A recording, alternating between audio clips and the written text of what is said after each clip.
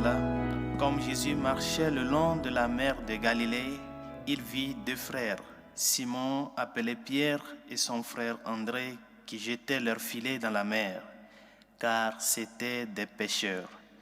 Jésus leur dit, « Venez à ma suite et je vous ferai pêcheurs d'hommes. » Aussitôt, levant leurs filets, laissant leurs filets, ils le suivirent.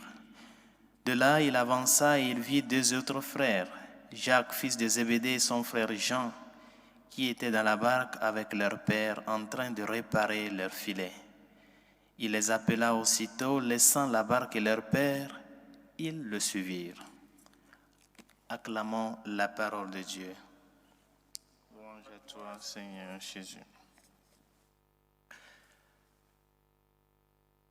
La célébration de la fête de Saint-André apôtre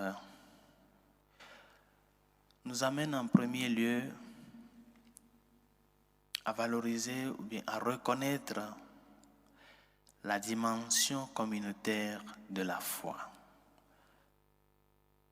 Nous savons que Saint-André était le premier des futurs apôtres, ceux qui vont être les futurs apôtres du Christ. Il était le premier à rencontrer le Seigneur au bord du Jourdain lors de son baptême du Christ, parce que Saint-André était disciple de Saint Jean le Baptiste.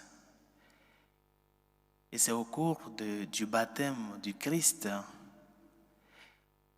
en ce moment où Jean-Baptiste a dit, c'est lui, voici l'agneau de Dieu qui enlève le péché du monde, que Saint-André a vu relucir cette lumière qui est le Christ. Et il l'a rencontré vraiment. Et le jour suivant, il est parti, il a annoncé à son frère Simon que c'est comme ça. Celui que les prophètes ont annoncé, le Messie a annoncé, qu'il l'a vu, ils l'ont rencontré. Il l'a amené au bord du Galilée. Et c'est là que les deux frères vont vivre cette rencontre personnelle avec le Seigneur. Et de là, le changement de l'horizon de leur vie avec ce croisement de regards. Dieu qui vient à l'homme. Et de là, la charge d'être des pêcheurs d'hommes. Il est vrai que la foi a une dimension personnelle. La rencontre, nous la vivons du point de vue personnel. Chacun la vit personnellement. Et c'est une expérience personnelle que nous vivons avec le Seigneur. Mais cette foi, cette rencontre personnelle se fortifie quand elle est donnée, se fortifie quand elle est partagée, se fortifie quand elle est témoignée aux autres. En bref, se fortifie de par la communauté.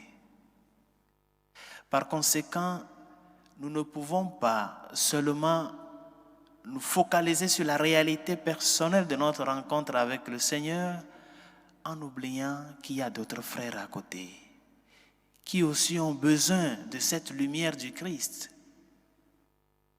André a servi de canal pour que Saint-Pierre puisse connaître le Messie.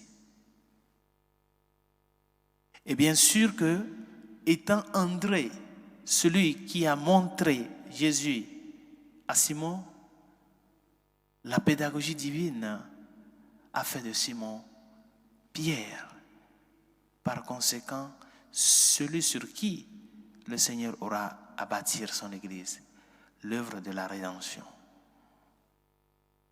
Et donc, nous devons prendre au sein cet aspect de la dimension communautaire de la foi. Le Seigneur est venu nous sauver.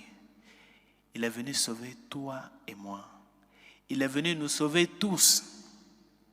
N'oublions pas que l'œuvre de la rédemption a une dimension universelle. Bien que le salut se réalise dans la vie de chacun, mais ce salut ne peut pas se vivre hors des rencontres interpersonnelles. Nous qui avons rencontré la lumière, nous devons servir de lumière pour les autres. Nous qui avons rencontré vraiment le trésor, nous devons vraiment ouvrir ce trésor aux autres pour qu'ils puissent aussi en bénéficier. Pour que l'œuvre du Christ puisse se dilater dans les contextes et dans les ambiances dans lesquelles nous nous retrouvons. Ce n'est pas une question d'égoïsme. Ce n'est pas une question de dire que j'ai rencontré le Seigneur, je suis chrétien, je suis chrétienne, les autres, ça ne m'importe pas. Si toi et moi, la foi que nous partageons, nous l'avons reçue de l'Église. C'est l'Église qui nous a donné cette foi. Ou bien, pour mieux dire, c'est de l'Église que nous adhérons à la foi en Jésus-Christ. Par conséquent, la dimension ecclésiale de la foi n'est pas hors de ce que toi et moi nous vivons. Et c'est à travers l'Église que le Seigneur continue de faire et de prolonger l'œuvre de sa rédemption à travers le mystère de l'Eucharistie de tous les jours. Par conséquent, Saint André nous montre aujourd'hui quelle joie cela fait d'annoncer le Christ aux autres. Quelle joie de faire venir d'autres âmes au Christ. Quelle joie de voir la communauté ecclésiale, la communauté des disciples du Christ s'accroître à travers notre témoignage, à travers le message que nous portons, à travers l'annonce que nous faisons de notre vie, de que vraiment nous avons rencontré le Seigneur, vraiment il existe, vraiment il est là, vraiment il continue d'œuvrer en nos vies. Montrons-le au monde d'aujourd'hui. Que le témoignage que tu donnes soit ce témoignage de vie, ce témoignage qui fait chair l'annonce que tu as reçue. Que le baptême que tu as reçu, ça fait des années, continue à porter haut. Que la flamme que tu as reçue le jour-là, le jour de ton baptême, cette flamme que les parrains, les marrains et les parents se sont portés garants de pouvoir en prendre soin pour que cette flamme ne s'éteigne pas, que tu puisses vraiment continuer à donner vie à cette flamme à travers le témoignage, à travers la dilatation de cette grâce que tu as reçue du Sauveur et que tu continues de recevoir. Il y a beaucoup d'âmes qui cherchent le Seigneur. Il y a beaucoup de personnes qui veulent rencontrer le vrai Dieu. Non pas à travers des discours, non pas à travers de grandes théories, mais à travers ta propre vie. Ce que tu vis, ce que tu montres aux autres.